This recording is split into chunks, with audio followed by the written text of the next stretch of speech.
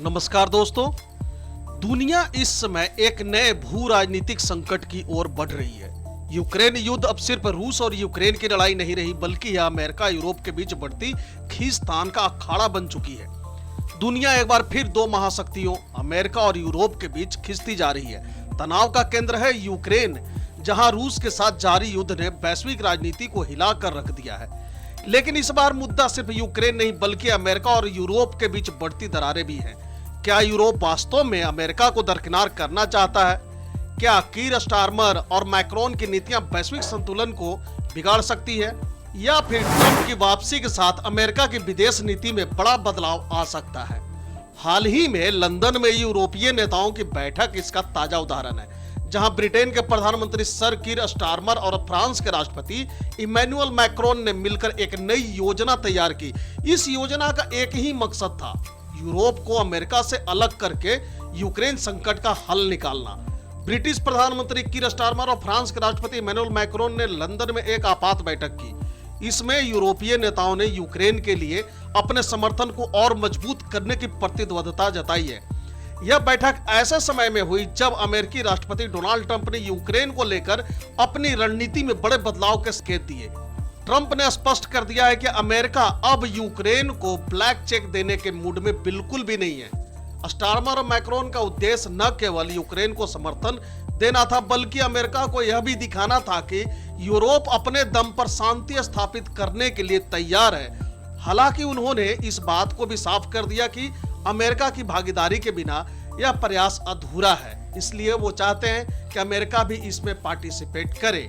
कुछ लोग कह रहे हैं कि यह अमेरिका को दरकिनार करने की चाल है, लेकिन हकीकत यह है कि यूरोप अब अपनी ताकत दिखाना चाहता है। स्टारमर और मैक्रोन ने साफ कर दिया कि युद्ध विराम लागू करने में अमेरिका की भागीदारी जरूरी होगी, लेकिन यूरोप अब लंबा इंतजार करने के मूड में नहीं है। इसलिए इच्छुक देशों के गठबंधन की बात की जा रही है, जो बिना अमेरिका के नेतृत्व के भी यूक्रेन की सुरक्षा सुनिश्चित कर सके। लेकिन क्या यह ट्रंप को स्वीकार होगा? सवाल तो यही है अभी तक कि ट्रंप को जो स्वीकार हो, क्या वैसे ये लोग बात कर पाएंगे? यूक्रेनी राष्ट्रपति जेलेंस्की के लिए यह समय बेहद कठिन है। ट्रंप प्रशासन के आने के बाद से अमेरिका की भूमिका अनिश्चित हो गई है। हाल ही में ट्रंप और उनके करीबी सहयोगी जेडी वेंस ने जेलेंस्की को खुलेआम फटकार लगाई और वार्ता को बिना किसी ठोस नतीजे के छोड़ दिया गया। इसके विपरीत ब्रिटिश प्रधानमंत्री कीर स्टारमर ने जेलेंस्की को पूरी गर्मजोशी से स्वागत किया और उन्हें पूरा सम्मान दिया। ब्रिटेन ने यह संदेश दिया कि वह यूक्रेन के साथ जितना समय लग सकता है उतना खड़ा रहेगा। यानी कि ब्रिटेन यह कहना चाह रहा है कि भाई, हमारी जितनी ताकत होगा उसके अनुसार हम आपके साथ खड़े रहेंगे। अमेरिकी राष्ट्रपति डोनाल्ड ट्रंप का रुख यूरोप के लिए किसी चेतावनी से कम नहीं। वे खुलेआम कह रहे हैं कि यूरोप को अब अपनी सुरक्षा का ध्यान खुद रखना होगा। उनका झुकाव रूस की ओर बढ़ता दिख रहा है, जिससे यूरोपीय नेताओं की बेचैनी बढ़ गई है। इसलिए ब्रिटिश प्रधानमंत्री कीर स्टारमर अब ट्रंप को मनाने के मिशन पर लग चुके। लेकिन सवाल यह है कि क्या ट्रंप मानेंगे, या फिर यूरोप को मजबूर होकर अपनी स्वतंत्र सैन्य रणनीति अपनानी पड़ेगी? युद्ध विराम के 4 स्तंभ के लिए राजी हुआ है यूरोपियन देश, या यूं कहें कि ब्रिटेन के प्रधानमंत्री स्टारमर ने यूक्रेन में अस्थायी शांति के लिए 4 स्तंभ रखे हैं। पहला, सैन्य मदद जारी रहनी चाहिए, यानी कि ताकि यूक्रेन मजबूत स्थिति में वार्ता कर सके। तो दूसरा, यूक्रेन की वार्ताओं का हिस्सा बनाना जरूरी, यानी उनका कहना था कि कोई भी सौदा उनके बिना नहीं हो सकता। लेकिन शायद यह लोग भूल जाते हैं कि पिछले जब भी, यानी कि बाइडेन के टाइम पर जो भी मीटिंग हो रहा था यूरोप में युद्ध वार्ता यानी युद्ध शांति के लिए, उसमें तो ये लोग रसिया को बुलाते ही नहीं थे। अब ये लोग अपनी ही बिछाए जाल में खुद ही गिर रहे हैं। तीसरा, इन्होंने जो स्तंभ रखा है भविष्य में रूसी आक्रमण को रोकने के लिए सुरक्षा बढ़ाई जाए ताकि युद्ध दोबारा ना हो सके। और चौथा, यूरोपीय शांति सेना का गठन, यानी कि युद्ध विराम को लागू करने उनकी रक्षा के लिए यूरोपीय शांति सेना का गठन किया जाए, जिससे कि इनकी सुरक्षा सुनिश्चित हो सके। लेकिन क्या ये कदम ट्रंप के अमेरिका को रिझा पाएंगे?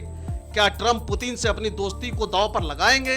अभी इस पर किसी भी तरह की बात करना बड़ा जल्दबाजी होगा। स्टारमर और मैक्रोन के इस कदम ने दुनिया को 2 धड़ों में बांट दिया है।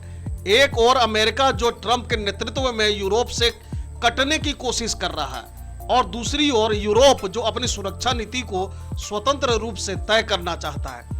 क्या यह नई शीत युद्ध की शुरुआत है? क्या यूरोप अमेरिका के बिना रूस के खिलाफ खड़ा हो पाएगा? और सबसे अहम सवाल, क्या यूक्रेन इस सत्ता संघर्ष में सिर्फ एक मोहरा बनकर रह जाएगा? यह युद्ध अब सिर्फ गोलियों मिसाइलों की जंग नहीं, बल्कि कूटनीति और ताकत की लड़ाई भी बन चुकी है। देखना यह है कि इस भयंकर टकराव में अगला बड़ा कदम कौन उठाएगा, अमेरिका, यूरोप या फिर रूस? इस पूरे घटनाक्रम में भारत के लिए कई महत्वपूर्ण सबक और अवसर हैं। भारत न केवल वैश्विक शांति प्रक्रिया में अपनी भूमिका निभा सकता है, बल्कि अपनी रणनीतिक स्थिति को भी मजबूत कर सकता है। भारत हमेशा से गुट निरपेक्षता की नीति पर चलता रहा है, लेकिन वर्तमान वैश्विक हालात इसे एक निर्णायक भूमिका निभाने के लिए मजबूर कर सकते हैं। रूस पर पश्चिमी प्रतिबंधों के चलते भारत को सस्ते दर पर कच्चा तेल मिल रहा है, यह भारत के आर्थिक विकास के लिए फायदेमंद है। रूस भारत का प्रमुख रक्षा आपूर्ति करता रहा है, लेकिन यूक्रेन युद्ध के कारण रूसी हथियारों की आपूर्ति में देरी हो रही है। ऐसे में भारत को अपने रक्षा क्षेत्र में आत्मनिर्भरता बढ़ानी होगी। भारत की स्थिति एशिया में काफी मजबूत है और रूस तथा पश्चिमी देशों के बीच मध्यस्थता की भूमिका निभाने का सुनहरा अवसर है। हाल ही में प्रधानमंत्री नरेंद्र मोदी द्वारा युद्ध समाधान नहीं है कि नीति को अंतर्राष्ट्रीय स्तर पर काफी सराहा गया है। अमेरिका और यूरोप के बीच बढ़ते मतभेदों का फायदा चीन उठाने की कोशिश कर सकता है। भारत को चीन की रणनीतियों पर पैनी नजर रखनी होगी और अपनी रक्षा नीति को मजबूत करना होगा। रूस, अमेरिका, यूरोप और चीन सभी को भारत के विशाल बाजार की जरूरत है। ऐसे में भारत को अपनी शर्तों पर व्यापार और कूटनीति को आगे बढ़ाना चाहिए। आत्मनिर्भर भारत अभियान को और तेज करके भारत को अपनी वैश्विक स्थिति को मजबूत करना चाहिए। युद्ध अब सिर्फ बॉर्डर पर नहीं लड़ा जाता, बल्कि साइबर हमलों, आर्थिक नीतियों के माध्यम से भी होता है। भारत को इस क्षेत्र में खुद को सशक्त बनाना होगा। डोनाल्ड ट्रंप की विदेश नीति हमेशा से अमेरिका फर्स्ट रही है। उनके पुतिन के साथ पुराने संबंध किसी से छिपे नहीं है। ऐसे में यूरोप की यह रणनीति ट्रंप को कितना प्रभावित कर पाएगी, यह कहना मुश्किल है। विश्लेषकों का मानना है कि अगर ट्रंप अपने पूर्व रुख पर कायम रहते हैं तो यूरोप को अपनी रक्षा रणनीति को पूरी तरह से बदलना होगा। अमेरिका के बिना यूरोप की सैन्य शक्ति सीमित होगी और इससे रूस को बड़ा फायदा हो सकता है।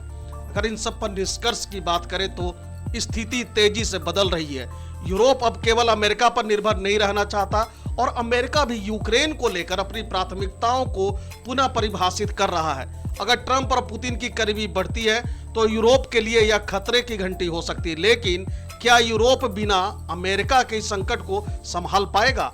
क्या यूक्रेन इस भंवर से बाहर निकल पाएगा? आने वाले कुछ महीनों में यह तय करेंगे कि क्या अमेरिका यूरोप की यह नई खाई और गहरी होगी या फिर दोनों एक बार फिर साथ साथ आकर वैश्विक संतुलन बनाए रखेंगे। भारत के लिए यह समय सतर्कता और अवसर दोनों लेकर आया है। आत्मरक्षा सिर्फ युद्ध के मैदान में नहीं बल्कि वैश्विक मंच पर भी जरूरी है। भारत को एक मजबूत, आत्मनिर्भर और संतुलित नीति अपनानी होगी ताकि वह न सिर्फ अपने राष्ट्रीय हितों की रक्षा कर सके बल्कि एक ऐसे वैश्विक शक्ति के रूप में उभर सके जो पूरी दुनिया के लिए मजबूरी बन जाए। तो दोस्तों, फिलहाल के लिए इस वीडियो में इतना ही। Thank you for watching.